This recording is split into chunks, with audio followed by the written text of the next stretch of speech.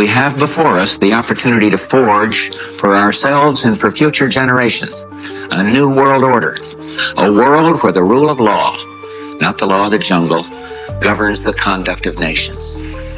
When we are successful, and we will be, we have a real chance at this new world order, an order in which a credible United Nations can use its peacekeeping role to fulfill the promise and vision of the UN's founders. Perhaps we need some outside universal threat to make us recognize this common bound. I occasionally think how quickly our differences worldwide would vanish if we were facing an alien threat from outside this world. The strategy that Wernher von Braun taught me was that first the Russians are going to be considered to be the enemy. In fact, when I met him in '74, they were the enemy, the identified enemy. Then terrorists would be identified, and that was soon to follow. We heard a lot about terrorism. And the next enemy was asteroids. Now, at this point, he kind of chuckled the first time he said it. Asteroids, against asteroids, we're going to build space-based weapons. So it was funny then. And the funniest one of all was against what he called aliens, extraterrestrials. That would be the final card. And over and over and over during the 4 years that I knew him and was giving his speeches for him, he would bring up that last card. And remember, Carol, the last card is the alien card. We're going to have to build space-based weapons against aliens. And all of it, he said, is a lie. A lie. I think I was too naive to know at that time the seriousness of the nature of the spin that was being put on the system.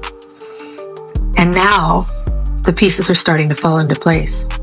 We're building a space-based weapon system based on a premise that is a lie, a spin. And Wernher von Braun was trying to hint that to me back in the early 70s and right up until the moment when he died in 1977. What he told me is that there's an accelerated effort in place. He didn't mention a timeline, but he said that it was going to be speeding up faster than anybody could possibly imagine. It's called Operation Warp Speed. That means big and it means fast.